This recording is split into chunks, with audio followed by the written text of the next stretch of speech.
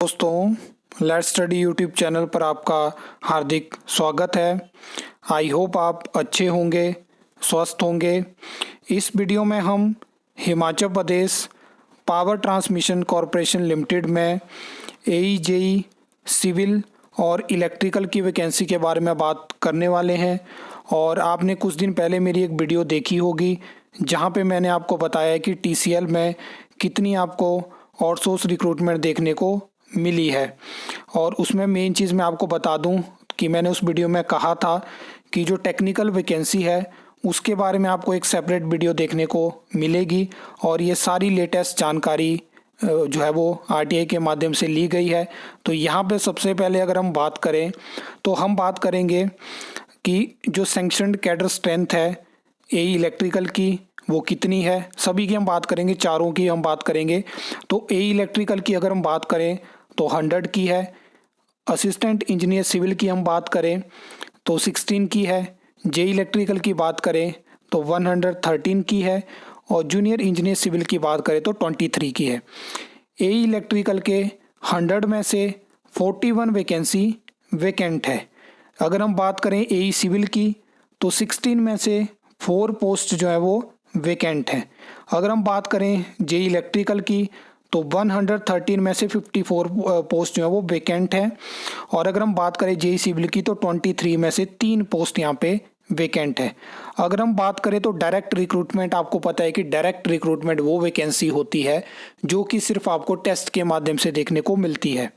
तो यहाँ पे अगर हम बात करें तो AE इलेक्ट्रिकल की जो है वो 16 वैकेंसी है।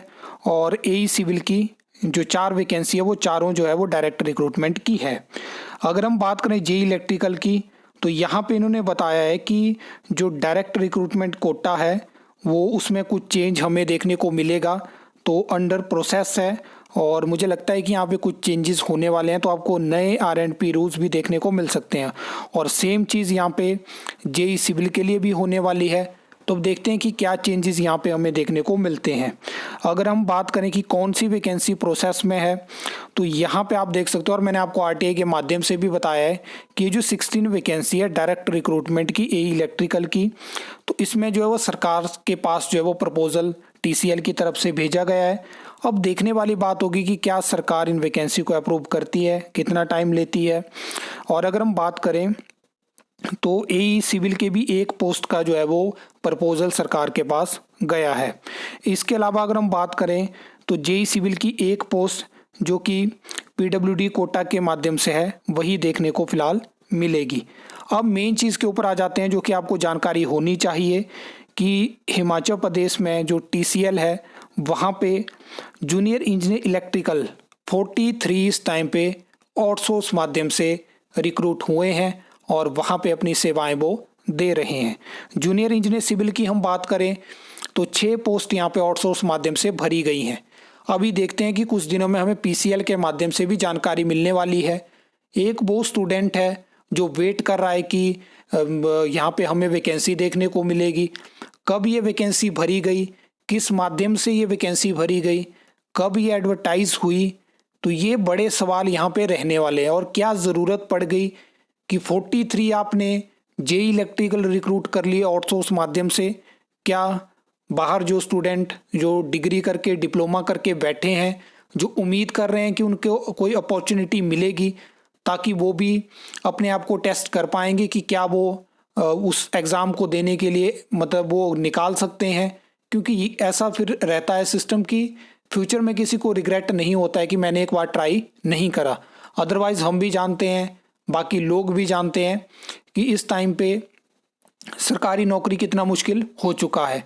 और इसका रीज़न है अपॉर्चुनिटी भी कम है और पॉपुलेशन भी ज़्यादा हो चुकी है। तो ये सब चीज़ें हैं।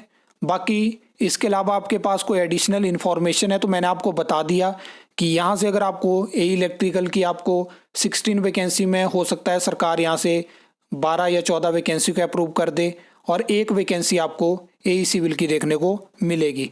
JE की फ़िलहाल यहाँ पे कोई उम्मीद मुझे नहीं दिखती है, क्योंकि अगर प्रोसेस में होती तो ये बताते कि JE इलेक्ट्रिकल की भी प्रोसेस में है, लेकिन इन्होंने नहीं बताई। तो इसका मतलब है कि प्रपोजल नहीं गया है। आई होप आपको ये वीडियो अच्छी लगी होगी। इन्फॉर्मेटिव लगी होगी तो वीडियो को लाइक कमेंट शेयर कर सकते हो। चैनल को सब्सक्राइब कर सकते हो फॉर द न्यू अपडेट्स के लिए।